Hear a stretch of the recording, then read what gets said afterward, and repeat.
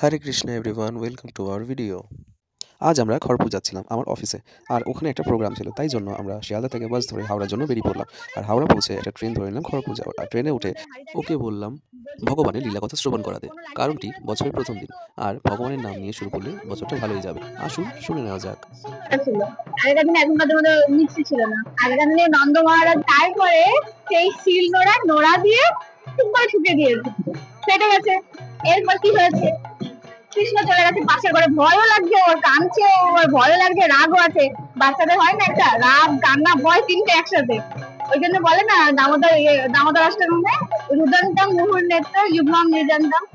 তো চোখ এখন লাল হয়ে আছে, চোখে জলও আসছে, ভয়ও লাগছে। মা দেখতে পেলে এই যে ননির ভাণ্ড ভেঙেছি আমি, কি যে হবে।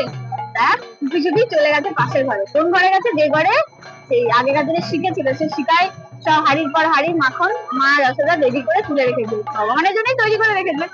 গেছে, গিয়ে পরে দেখেছে ও বাবা সব আছে। এখনো রাগ গমে না, ছিল দুষ্টুমি একটা করেছে, না এতেও তো হবে না, আরো কিছু করতে হবে। ভগবানের লীলা শুনতে শুনতে কখন যে হাওড়া থেকে খড়গপুর পৌঁছে গেলাম বুঝতেই পারলাম না। And then Hare Krishna everyone. আমরা কাল রাতে 31st নাইট কাটিয়ে আজ খড়গপুরে এসেছি।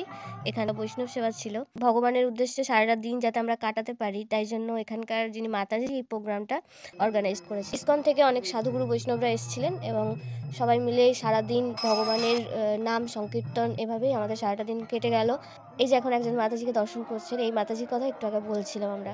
আর এখানে আসার পরে একজন প্রভুর সাথে দেখা হয়েছে এই বৈষ্ণব সেবা। উনি খুব ফেমাস মেকআপ আর্টিস্ট অভিরয়। আমি ভাবতেই পারিনি তোটা হাম্বল হতে পারে। আপনারা ভিডিওতে ওনাকে যেমনটা দেখেন, উনিও সামনাসামনি ঠিক সেরকমটাই। এত ফ্যান ফলোয়ার্স থাকা সত্ত্বেও ওনার মনের মধ্যে কোনো অহংকার ছিল না। তাই হচ্ছেন প্রকৃতপক্ষে ভক্ত।